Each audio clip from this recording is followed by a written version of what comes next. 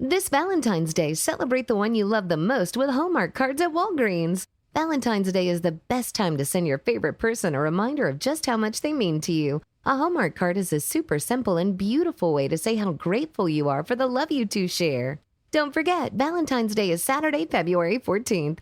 Visit Walgreens today to find a Hallmark card that shows just how much you love them. Because love lives here. Hello, and welcome to Around the Political World with John Rothman. I am your host, John Rothman. If you're a fan of the show, make sure to hit the follow button on the top right of Apple Podcasts, Spotify, or wherever you are listening at this very moment. When you hit follow, leave a review or share an episode with a friend. It helps other people discover the show, keeps us going. So I like to point out, each and every day, it helps us to expand our base. Happy Groundhog Day. That's right. And when you look at the news today, there's a lot of repetition, a lot of stuff, and we want to talk about the major stories. But I want to begin with something we discussed briefly last week. Don Lemon has been accused by the Justice Department of participating in instigating resistance to Donald Trump's policies. Let me explain to you. Whether you agree with Don Lemon or not, I'm not particularly concerned. But I am concerned about the fact that a journalist covering a story is now in legal jeopardy. That's the problem. And I want to emphasize this is not the first time that Donald Trump has gone after members of the press.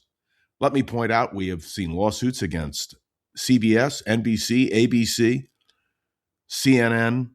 We have seen the President of the United States unleash his Justice Department against so many members of the media, not to mention Stars and Stripes.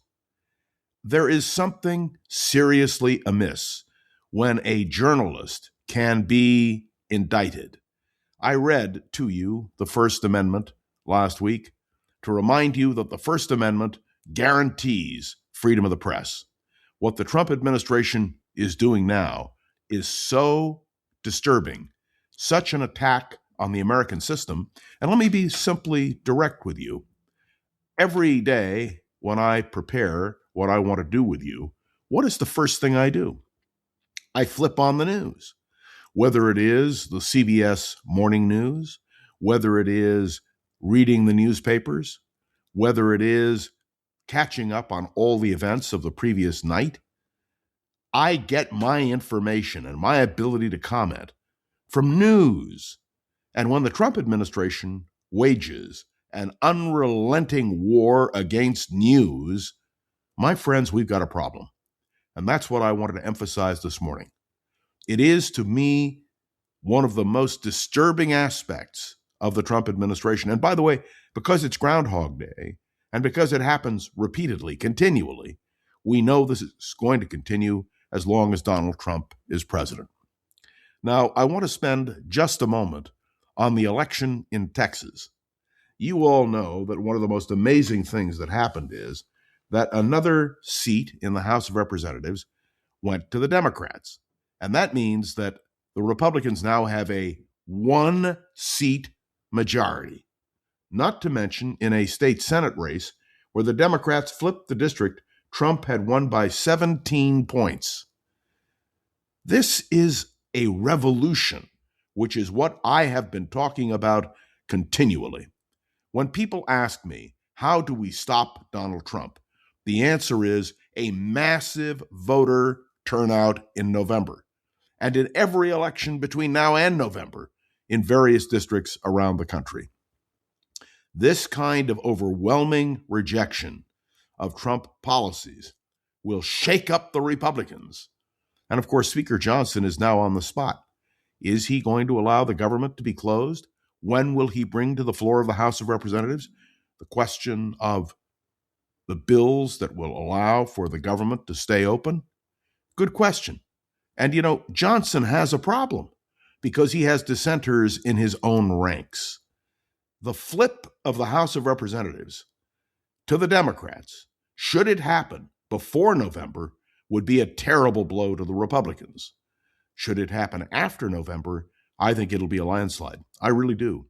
I believe there is such indignation on the part of the American people, and it keeps growing and growing and growing.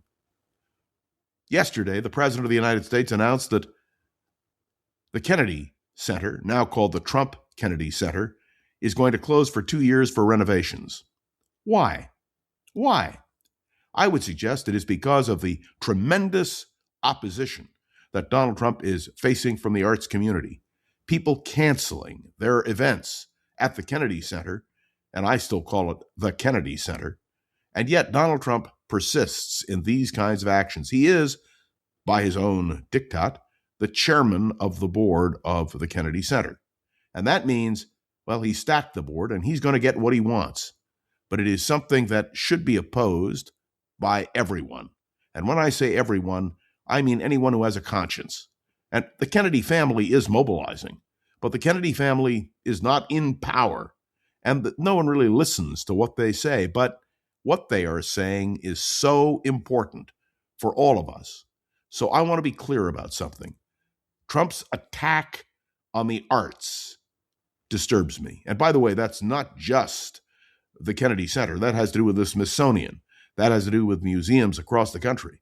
What is happening now with Donald Trump in that situation of truth, well, absolutely unfathomable and unconscionable and should be opposed.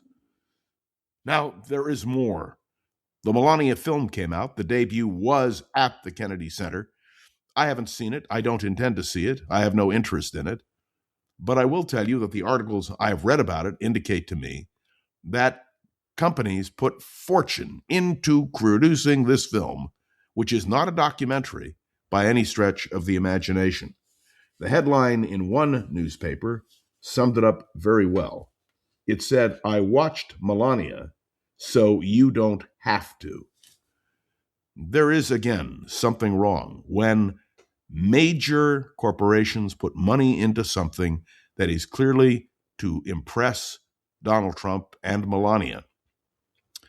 It's almost like blackmail. Well, I'm sorry, not almost. It is blackmail. And that, to me, is something else that needs to be understood.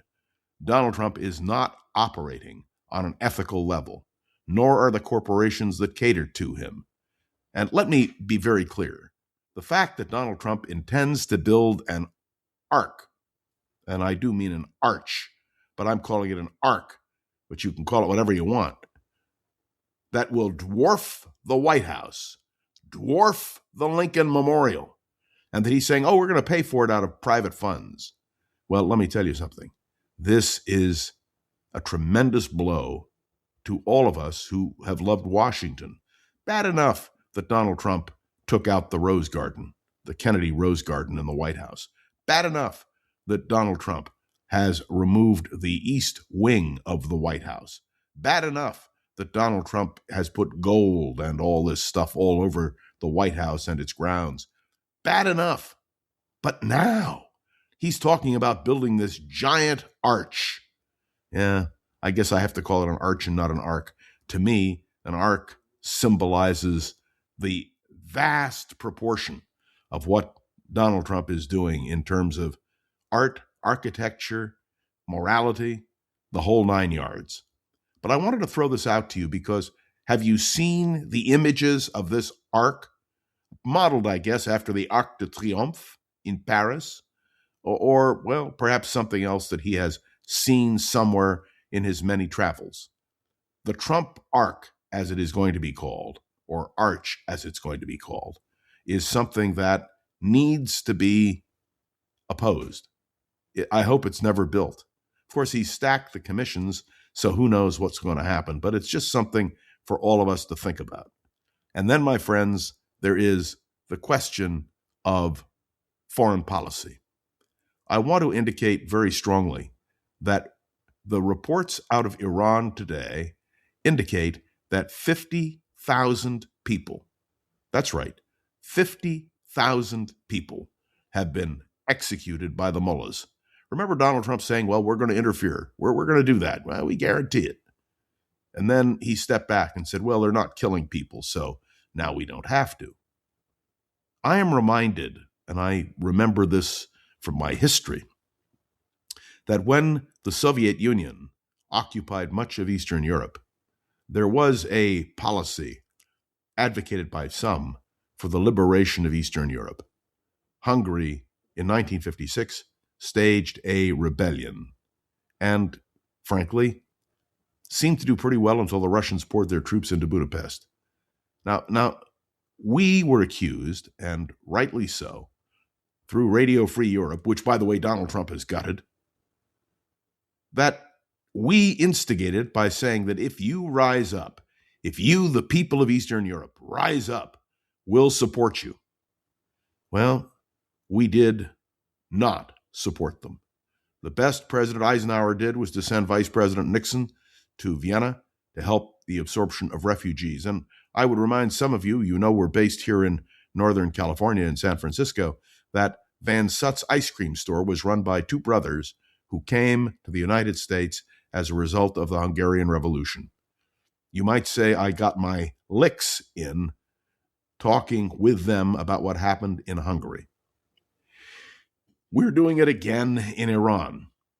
We are promising something which Donald Trump is clearly now backing away from. He's saying, well, if you'll negotiate, Iran, your nuclear enrichment, maybe we can avoid a confrontation. Well, may I ask a simple question? Do you believe Iran gives a tinker's damn one way or the other about our negotiations with them on their national security as they perceive it? And of course, the answer is no. When the Israelis and the Americans took out some of the nuclear facilities, remember Donald Trump's words, we obliterated them? We didn't obliterate them. We set them back. And clearly they're on the path again. Or Donald Trump would not be putting the Abraham Lincoln and other massive American military forces in position to hit Iran. But the kicker is, the report now out from sources in Los Angeles that 50,000 people have been killed in this current Iranian revolution. And what are we doing? And what is the world doing? They are, and we are, regrettably, completely impotent. We cannot respond. Or maybe we can. And maybe we will. And maybe we will overthrow the mullahs. And maybe, as the people in Los Angeles yesterday demonstrating, the Iranian community there calling for the restoration, at least temporarily, of Reza Pahlavi, the Shah's son. But what's going to happen? And how do you reclaim those 50,000 lives? You can't. The tragedy is that what is happening in foreign policy remains in the hands of Donald Trump. I also want to indicate very strongly that Ukraine has receded from our attention.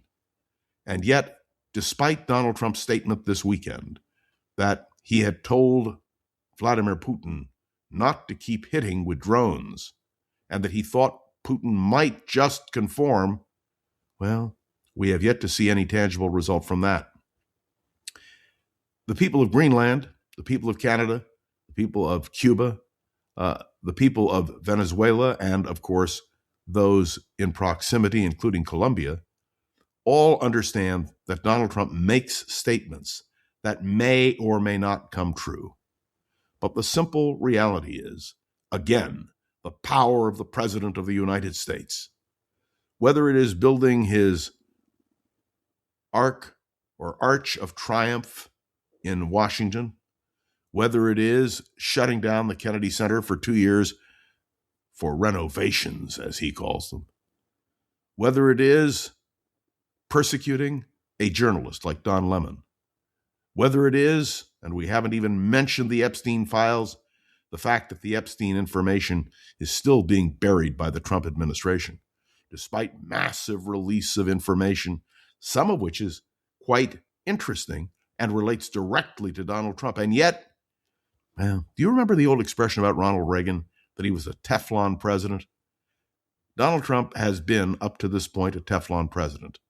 But I am reassured that the American people are responding. The fact that the Republicans now have only a one-vote majority in the House means that things are going to change. And that, my friends, is a good thing, because the time has come for for the American people to just stand up and say no, and for Donald Trump to feel the wrath of the American people. I think that is the lesson of these days. But of course, when I opened, I pointed out it was Groundhog Day. And, well, it seems to me I'm repeating myself, and we are repeating news stories, and we are repeating history. That's the simple fact with Donald Trump. But eventually, my friends, Groundhog Day passes, and the world returns to normal. And that's what we must all hope for. Thanks for tuning in to another episode of Around the Political World with John Rothman. I'd love to hear your thoughts on today's episode. You can write me a review on Apple Podcasts, drop a comment on YouTube or Spotify, and click any of the links to the show notes to connect with me on social media. Remember to share this episode with a friend or colleague so we can continue to grow and expand. And of course, you know that every Friday for 15 minutes, I will talk about issues based on your questions. So please do take advantage of the opportunities to connect on social media and give me your questions. Our wonderful producer, Gogo Zoger, compiles those questions, relays them to me, and I try to answer the questions with your name and the question you asked. As you know, this show has been getting a lot of positive attention, and we're excited to bring on advertising support. We hope to have more, and we hope that you appreciate the fact that by bringing on the advertising support, we're able to grow our program.